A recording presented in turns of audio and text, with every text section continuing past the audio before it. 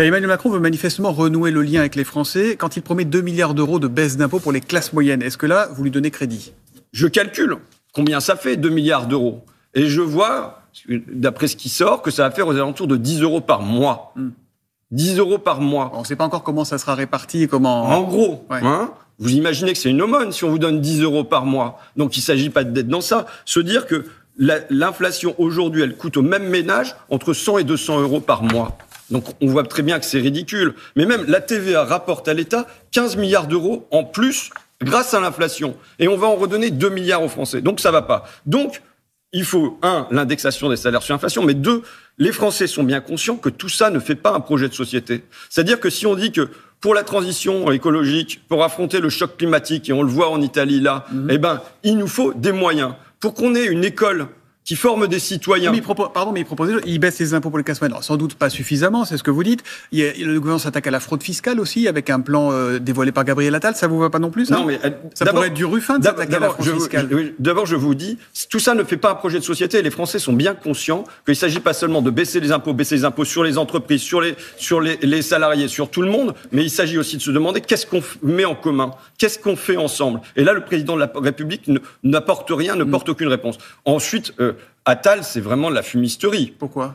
D'abord, parce que M. Darmanin avait dit la même chose il y a 2 ans en disant voilà, on va pouvoir priver de droits civiques. C'est déjà dans le Code général des impôts. Et personne, qu'on me dise qui, du coup, a été condamné à la privation de droits civiques depuis, qu'on me dise qui a été inscrit. Mais la lutte contre la fraude fiscale, c'est 14,6 milliards récupérés en 2022. Très bien. Mais d'abord, s'il veut appliquer ce qu'il a dit en privant de droit de vote, il peut ouvrir son carnet d'adresses et il y a un certain nombre de choses. Est-ce que l'État va cesser de passer des contrats avec McKinsey qui paye 0 d'impôt sur les sociétés en France ? Est-ce que Amazon ne sera plus reçu à l'Élysée en la personne de son patron Jeff Bezos puisqu'il ne paye pas d'impôts ni en France ni en Europe ? Vous voyez, on a un Gabriel Attal qui vient dire on va faire des choses merveilleuses sur la fraude fiscale quand dans la réalité aujourd'hui, ils font rien.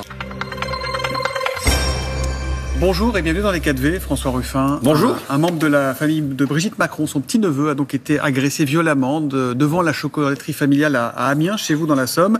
Le jeune homme a été attaqué par plusieurs personnes qui voulaient s'en prendre indirectement au président de la République. Qu'est-ce que cela vous inspire, François Ruffin ? Ce sont évidemment des faits graves et inadmissibles. Et moi, déjà, pendant la crise des Gilets jaunes, j'étais allé voir la famille Tromieux, le chocolatier, pour lui dire que je lui apportais mon soutien, même si j'apportais mon soutien aussi aux Gilets jaunes, parce que on défend pas la démocratie, on défend pas la République en s'en prenant à un chocolatier, fût-il de la famille de Madame Tromieux. Donc il faut être très clair là-dessus. Et puis, on ne répond pas à la violence politique, quelque part sociale du président de la République, par de la violence physique. Des maires sont aussi pris pour cible, des députés sont pris pour cible. Les digues de violence semblent céder les unes après les autres. Est-ce que vous condamnez sans ambiguïté, sans nuance, sans oui mais toutes ces formes de violence physique ? Je condamne sans ambiguïté toutes ces formes de violence physique, mais je veux que ça se fasse sans hémiplégie, sans avoir une moitié de vue. Ça veut dire que hier, par exemple, le délégué CGT de Verbaudet a été agressé devant chez lui, molesté, gazé par des gens qui se sont prétendus de la police, et j'en ai pas entendu parler dans les médias, et donc la violence qui se passe sur les uns ou sur les autres doit être condamnée de la même manière. Maintenant, la question est, on voit une montée de la violence en politique. La question, c'est comment on en sort. Vous aviez un invité... La première question, c'est qui l'alimente ? Parce que c'est souvent reproché à Jean-Luc Mélenchon d'être un peu ambigu sur les violences. C'est un député LFI de chez vous, Thomas Porte, qui a joué au foot le pied sur un ballon à l'effigie du ministre du Travail, Olivier Dussopt. Il y a 10 jours, un conseiller régional apparenté LFI, Christophe Prudhomme, a chanté dans une manif « Louis XVI, on l'a décapité, Macron peut recommencer ». Pensez pas que ça peut armer, que ça peut déverrouiller des cinglés, ça, à un moment ? Non, je crois pas. Vous savez, par exemple, le comportement ici et maintenant, aujourd'hui, du choix des macronistes, du président de la République, de dire que sur les retraites, sur le report de 62 à 64 ans, de l'âge légal des retraites, il n'y aura pas de débat à l'Assemblée, on ne pourra pas voter, de tout faire pour que le 8 juin, il n'y ait pas ce débat et ce vote, je pense que ça participe à ne pas proposer d'issue démocratique à une crise sociale. Ça veut dire quoi ? Ça légitime la violence ? Non, ça ne la légitime pas, mais moi je cherche le chemin pour sortir de cette montée de la violence. Qu'est-ce qui se passe ? Qu'est-ce que la démocratie ? C'est l'organisation du conflit. C'est sa verbalisation, c'est son institutionnalisation. Quand la voie démocratique apparaît bouchée, eh bien, on en vient de la violence physique que je condamne, d'accord ? Que les choses soient claires. Maintenant, l'histoire du 19e siècle, vous avez eu un invité qui en a parlé tout à l'heure, mais c'est un lien entre la violence et la politique. Ça a été les émeutes de 1830, 1834, 1848, 1871. Comment on en est sorti ? On en est sorti en offrant une issue démocratique à ça. Ça a été le suffrage universel qui est venu apaiser les tensions dans la société française. Eh ben, je pense qu'aujourd'hui... Vous dites quoi à Maucouvert ? Qu'Emmanuel Macron a une responsabilité dans les faits de violence que connaît le pays ? Il est évident que Emmanuel Macron a une responsabilité parce que on a aujourd'hui une crise sociale, une crise politique, une crise démocratique et il n'y apporte qu'une réponse policière. Écoutez ce qu'il disait. Non, je veux aller jusqu'au bout de mon raisonnement, Monsieur Soto. Aujourd'hui, il faut apporter à la France un nouvel outil démocratique de manière à permettre qu'il y ait une issue à ça. Quelle est ce nouvel outil ?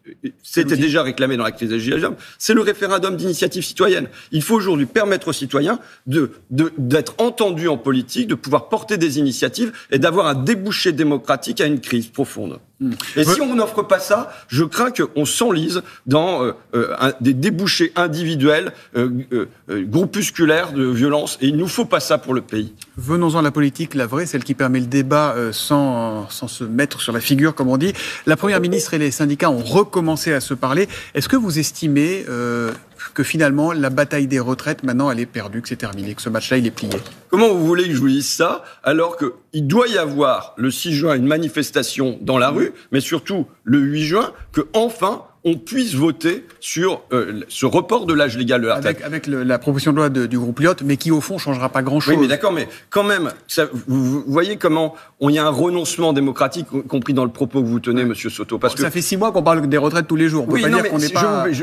Ça n'est pas une accusation, mais se dire que possiblement on a là une loi qui va passer sans avoir la majorité à l'Assemblée, même en perdant, et la majorité faisant tout pour que ça soit pas débattu dans l'hémicycle, que on a des millions de Français qui sont sortis dans la rue à plusieurs reprises, qu'on a tous les syndicats unis qui disent non à ce report de l'âge légal de la retraite, on a 2/3 des Français, 4/5 des salariés qui disent non, on veut pas de ça. Il vous restera une arme, c'est de déposer une nouvelle motion de censure. Est-ce que ça sera le cas ?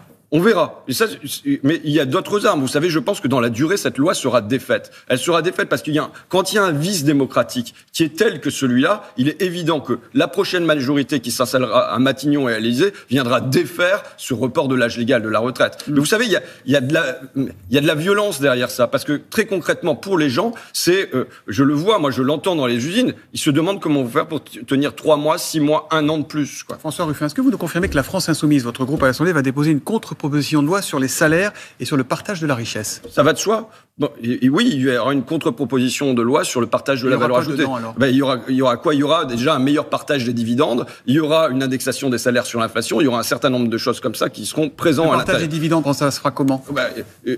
Aujourd'hui, vous savez, même Nicolas Sarkozy avait dit un tiers. Aujourd'hui, on en est très loin, puisque dans les bénéfices des entreprises du CAC 40, c'est plus de la moitié qui vont aujourd'hui aux actionnaires. Donc il est nécessaire d'avoir une meilleure répartition de ça.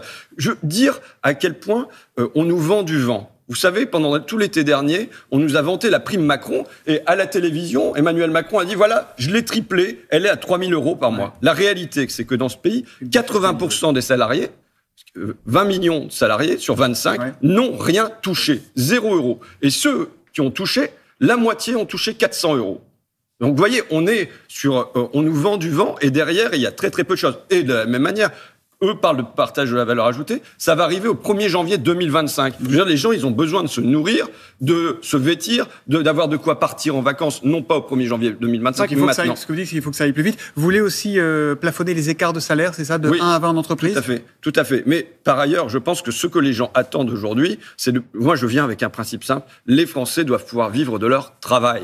Les Français doivent pouvoir vivre de leur travail. Et donc ça veut dire quoi ? Ça veut dire que le salaire, il doit être relevé en même temps que l'inflation, il nous faut une indexation des salaires sur l'inflation. Et surtout, dans ce partage de la valeur ajoutée, il ne faut pas oublier tous les gens qui sont dans la sous-traitance, tous les gens qui sont à deuxième ligne, tous les gens qui sont dans des franchisés. C'est-à-dire que dans les grands groupes du CAC 40, il y a une accumulation de profits, mais il faut que ça ruisselle aussi vers la sous-traitance et vers les franchisés. Vous allez déposer quand, cette proposition de loi ? Là, dans la semaine qui vient, je pense. Dans la semaine qui vient. Quelques mots sur vous, quand même, François Ruffin. Vous situez aujourd'hui, vous aviez une image plutôt radicale.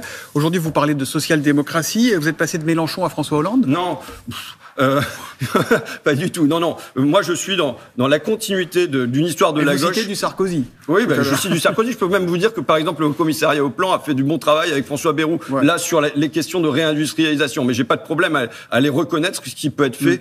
Mais moi, je suis dans la continuité de l'histoire de la gauche. L'histoire de la gauche, elle naît de la Révolution française. Elle embrasse Jaurès. Elle passe par le Front populaire, 1945, mai 81. Et elle est portée par Jean-Luc Mélenchon à 3 reprises. Et on est aujourd'hui. Et aujourd'hui, il faut embrasser toute la société française. Quand Jacques Attali dit « Ruffin est un espoir, celui d'une gauche à la fois radicale, populaire, pragmatique et enthousiasmante », il vous définit bien. Ça vous rassure de plaire à Jacques Attali ou pas? Non, ça m'inquiète quelque part.